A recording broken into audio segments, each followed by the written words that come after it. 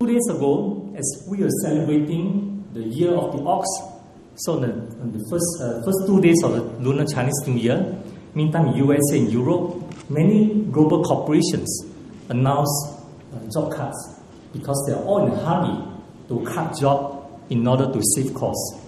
So 90,000 jobs were lost within 2 days. Now in Singapore, what do?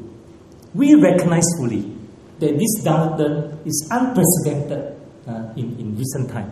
The worst in 40 years, the worst in 60 years. So we recognize fully that we need to take bold and decisive action. And this is what we did. So in November, the Ministry of Manpower, together with SNAF and NTUC, together we decided to come together to implement a program known as SPUR.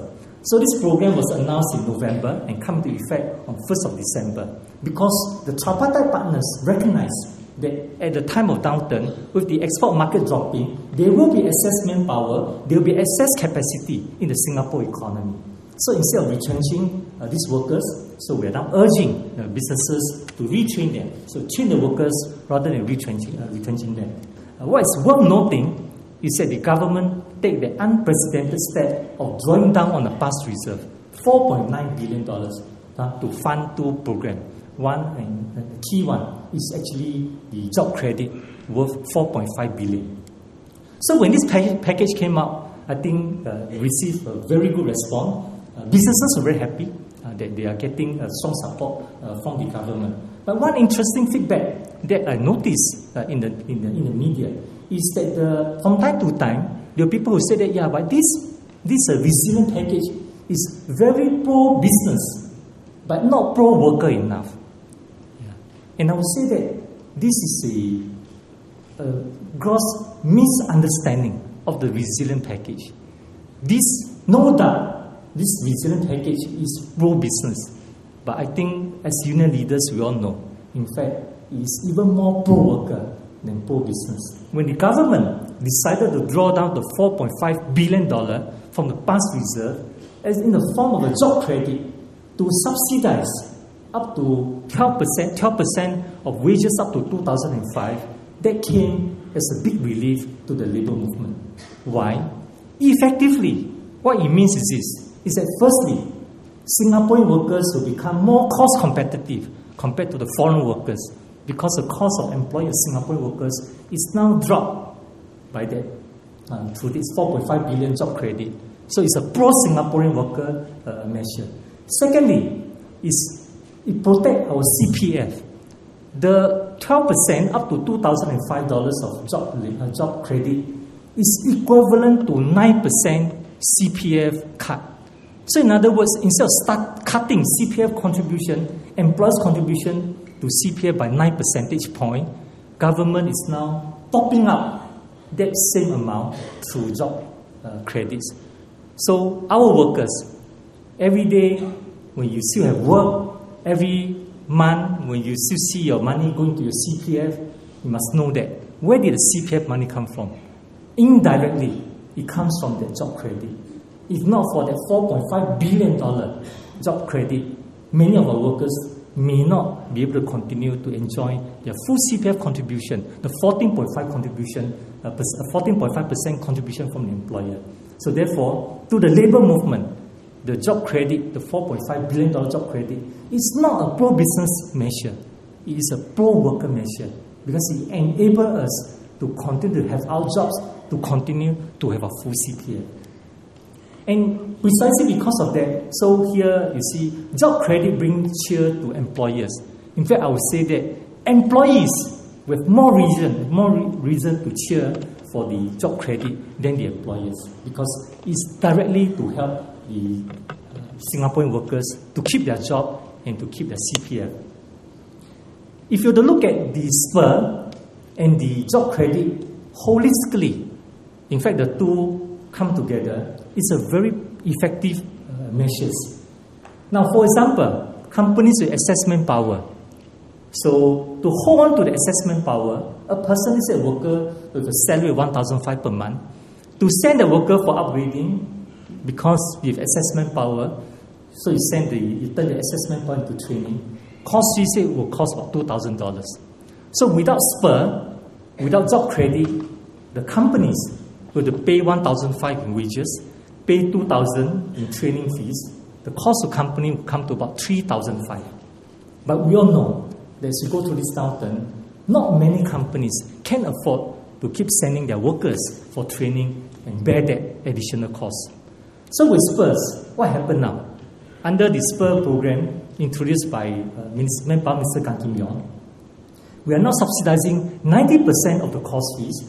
We are supporting absentee payroll up to 90%. So in other words, the cost to the employer is now reduced to only $350. In this particular example, only 10% of the cost fees, 10% of the absentee payroll. And with job credit, in fact, now the cost to employees is even less now, because under the job credit scheme, for a worker with $1,500 monthly salary, government will be subsidizing $180 per month.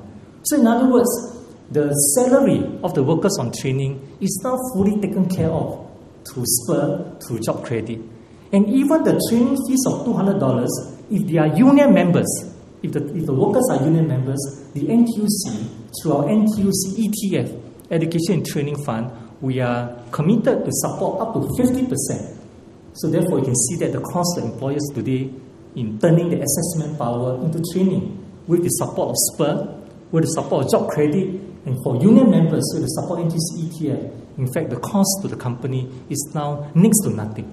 And why are we doing this? Why are we taking this bold step? It's because we are doing everything possible to save job, to cut costs. So therefore, if you look at the stage now, I think the stage is set. There is full alignment between the government, Budget 2009, and the labour movement objectives and the employers' objective. In fact, the tripartite partners today were in full alignment. On the part of labour movement, what are the top 3 priorities? In my first email to you in the year 2009, I outlined, I said, for the labour movement this year, die, we must try to achieve 3 things. Firstly, cut costs to save jobs. Secondly, upskill and reskill workers so that we can minimize structural unemployment. And thirdly, stay on course with all our employment program. Back to work women, re-employment of mature workers, upgrading of low-wage workers, and enhancing employability of the long-term unemployable. So we said, now these are 3 top priorities. If you think about that, the budget 2009, together with Spurs, announced in November, in fact, collectively, they have given us a lot of ammunition to achieve all these 3 outcomes. Welcome to Point Blank. Yes, the video that you have just watched sets a platform for discussion tonight on the jobless here in Singapore. Right, and even if you have a job, there's still reason for you to stay with us, because with the current climate of uncertainty right now, you just might lose your job in the near future. Touch wood. Okay, with us we have Tulika Tripathi, who is the Managing Director from Michael Page International. We also have Joanna Tan and Lee Heng Fai. So they're going to be talking a bit about their circumstances and, the condition that they are in. Right. Okay. Should we begin with Joanna? Yep. Okay, Tell Joanna. us a little bit more about, your job situation right now. Well, I resigned way back in November, which is about 3 months ago already. And I've basically, my record stands such that I've sent out almost 50 applications. And response rate has been about 15-16%. Of that, not all of them are actually positive responses for you to come for an interview. Some of them actually, some companies are quite nice. They politely tell you that, sorry, you've been rejected, it's been filled, yada yada. Out of that, I'm still waiting for some concrete job offers. So, market for me, because I do PR or Marcom or corporate comms, so to speak, so it's kind of slow, it's kind of dead, and I think employers are choosy at the moment, which you can't blame them because everyone's doing that right now. Right. Okay. What about for yourself, Heng Fai? You're a final year undergrad, right? Right. That's right. So are you concerned about the job market right now? Yeah, definitely. For like everybody else, I mean, I have friends who actually have graduated, like Joanna. They actually send out resumes, but they don't get the kind of response that you'll probably get in a healthier job market. So for me, definitely, before I graduate, of course, in about the middle of the year, because I graduated at the end of the year. Okay. So, given the job market right now, you want to start looking early and you want to start finding for that job, and then hopefully you can land the job that you want. Okay. As versus getting the job that you might not want. Okay. Do you buy the government's measures, those retraining measures that the government is, introducing? Well, I'm definitely sure that to some certain extent it will help, right? But when you look at it from another perspective, is that you need to see where the money is going, to what kind of companies the money is going. So and then look at yourself and as well as the other graduates that are coming out, and then see whether this money is going to companies that you are likely to be the ones that you want to be in. Right, and supposing hospitality, for instance, is where the money is going to be. Right. How prepared, and teaching. Yeah, how prepared are you to invest all your personal resources into an entirely different sector altogether? Well, for me, it's really about passion. So if I see that the hospitality section, the R's coming up, and then they have a certain appeal for me. Definitely, to answer your question, definitely I would want to invest this kind of resource, my personal resources and time to actually go into this sector. Right. Tulika, would you say passion is like a luxury in this climate right now? Not at all. I think it's a necessity in this climate. Otherwise, you can be very depressed when you go into work every morning. Right. It's funny. I have hired people on a graduate training scheme. So I've got some people working for me at the moment who are fresh grads without experience. And I think there are two types of people. There are people who do what they like, and the people who like what they do. It's much easier to be in the second category right now because, you mentioned, I don't know if I'll get what I want, and should I do something that I may not want. That's a luxury. And, again, it's something that when you're younger, I'm not that old, so I'm not going to reveal my age on 18. live this thing. But I think when you start off your career, you think you have a very good idea of what you want to do. But all education gives you is a set of skills to be able to analyze a situation or a product or an event and to deal with it. And a lot of your work is actually common sense, and you can learn that anywhere.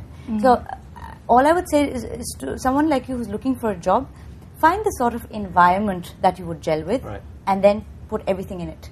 And you have all your career in front of you to do, exactly what you want. To find out exactly what you want. And frankly speaking, till you do something, how do you know you want it? That's true. It's like, I would love to play basketball, but, I don't know if I like it when I start playing. So that's true. It's one of those sort of things. Right. Okay, Tulika, because you are managing director of like an international corporation, right? So what do you think of the resilience package, like the government's resilience package? Do you think it's enough? I was thinking about that just a couple of minutes ago. I think in Singapore we have a very unique situation. It's a country that is highly dependent on external influences.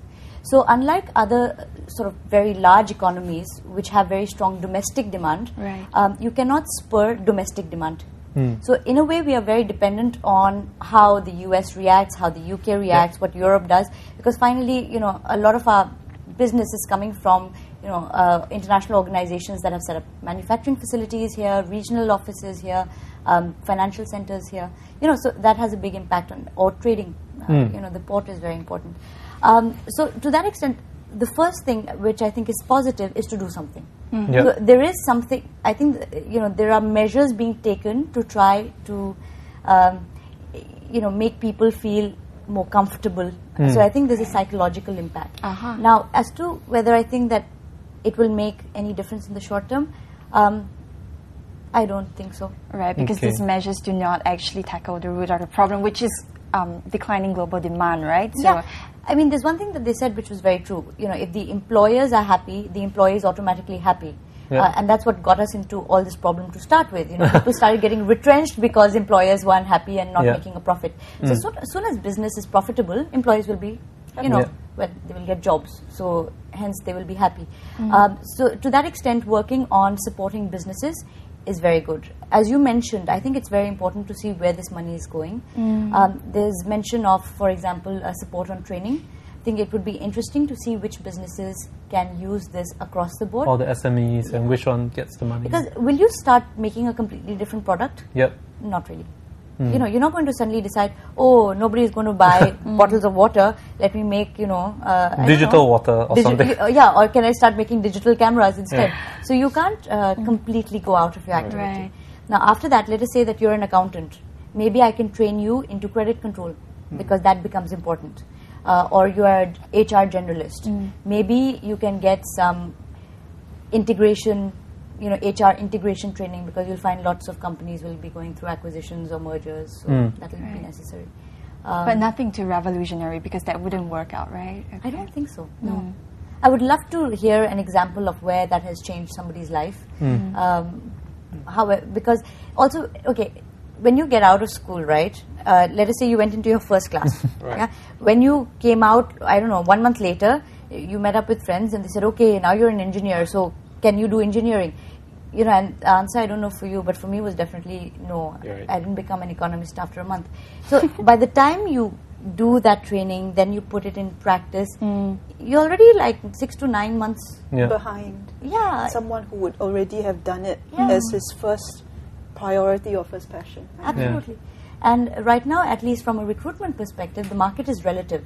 So when you're looking for a job, employers will pitch you against somebody who has experience in, let's say, Marcom, right, within the gaming industry, let us say. So they will look for very particular skill sets. So by retraining yourself, are you becoming, competitive vis-a-vis someone who is maybe looking for a job but already has that skill set? Yeah. So would you say that Spur does not actually, it's not exactly like an upgrading program, but it helps people to diversify in terms of the type of skills that they might acquire, but I mean, it doesn't necessarily mean that you are really upgrading your skills and in terms of quality and in terms of experience, you're just diversifying, and that need not necessarily enhance your job prospects. I think hopefully it's being done for people who want to stay in their jobs. Okay. So if we look at where it can help, sales training. I think sales training is good. You have, for the last 5 years, because things were going well, you could sell anything you wanted much more easily. Consumers were everywhere. Yeah, B2B as well. Businesses had money to spend, so you wanted to, I don't know, buy a new publication or put an ad in a new publication. You'd just do it, try it. Now people would see, okay, what is the sort of hit rate am I getting? Is it my target segment? So your salespeople need to be better trained, more aggressive. So maybe that sales training could help them. Yeah. But I don't see how it's going to create more jobs. Okay, like previously, I mean, just now we were talking, and you're talking about like quantity and quality, right? Yeah. Do you want to expound on that? In terms of when we were talking about quantity of people on the market? I mean, you asked me the question as to whether, are you seeing a lot of people on the market? Yes. We've seen a lot more applications to any press advertisement that we've taken out in the Straits Times or on the web. Does that mean that we're getting people who have relevant experience? No. So maybe, for example, instead of drawing 60 people from a press ad, we might be getting 200 people. But people who have the right technical skill set in our business, which is middle senior management, would be 5 out of 60 earlier, and now would be 5 out of 60. 5 out of 200. Are you seeing a lot of people that are sort of desperate and just want to... How have their expectations, altered from previously? Maybe do you see any sort of trends? Maybe in terms of expected salary, they've sort of readjusted their expectations. Anything else? Other just to land the job? Absolutely. Yeah. I mean, salaries. We were just talking about... Apart from salaries, anything else? One of the problems some of our clients are having, you were speaking about it earlier, saying that, people don't want to bring people from outside Singapore. I don't think that is true. I think there are certain very specific skill sets that there might still be a shortage of. For example, certain types of compliance, okay, which you might bring in from other financial centers. What companies do not want to do is pay any expat package. So if you're finding that person who has the right skill set, on a local package, they will bring them in. So, and what I'm finding is that it's still tough to find good talent. Yeah. What companies are worried about with these people when you talk about changing mentality is this guy coming in from the UK just because he's getting a job in Singapore, or is he really committed to living in Singapore? Right. So employers are aware of that. 3 years ago they would have jumped over each other to get that person. Today those CVs from New York and from London are coming in, and they're like, okay, does this mean when the market turns up again, he's going to be committed to the region, or is he going to go back? Likewise, for somebody who's from a totally different sector, right? Could be just for a temporary thing to tide through this period of time, and then what happens next? I don't think employers are buying that. So if an accountant suddenly decides, I get people who say, okay, I've been an accountant for 15 years, and now I want to be a recruitment consultant. Or so. Yeah, you have to. I think employers are a little bit more careful as well. So both in terms of regional mobility, as well as in terms of change in function. So to that extent, coming back to this, this initiative, why would you want to reskill yourself if employers may not, may be wary of the fact that you're reskilling yourself as a short-term measure? Okay, before we go for a short breather, Joanna, yes. how has the scheme affected you? Do you think that's going to be a big impact on your life? Yeah, do you think it's promising enough? Well, not exactly, because two things. Firstly, it came out a little bit too late because I had already resigned by then. So it was. Were you caught by surprise by the whole recession? I won't say I saw it coming because a lot of good economists didn't really see this coming. But there were signs which I think now that I've gone through this, it may be when the next one hits, maybe, I don't know, God knows, 8-10 years from now, I might be better positioned to see it coming, maybe. But I didn't really see this coming. And so I already resigned. And then that package came on. Yeah. And then at the same time, I don't think companies are going to be too keen on retraining because it's taking out staff from, say, 1 week, 40 hours a week time to go for retraining, and then they're coming back and they're not doing anything for the company while they're gone for 40 hours a week. Right. So basically, although the government is paying, I think, 90% of course fees or something, subsidizing, companies still want to look at the bottom line. And so whether it's in a red, whether it's in a black, it's still a very big concern. So I'm not sure how many companies would take it on. I've seen in the paper some companies have, which is good. But I don't see a lot of companies actually going for it in a very big way. Okay, would you be motivated to reskill? At this point in time, possibly. But what I do is PR, Marcom, Corpcom. So basically, other than gaining a lot of strategic experience, because I've done a lot of on-the-ground work already, so just other than gaining more experience strategically, and of course, learning more things about Web 2.0 and how the internet affects everyone else, stuff like that. There's not much reskilling or retraining that I should be doing, I think, at this point.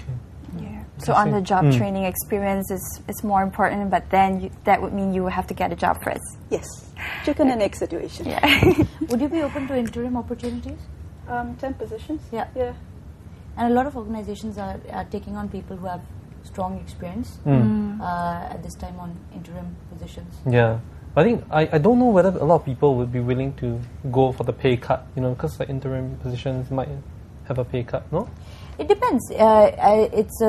It's just a definite duration. So, it could be a 6-month contract because the organization does not want to commit to a long-term resource, but may still have an issue that needs to be dealt with. Right. Yeah.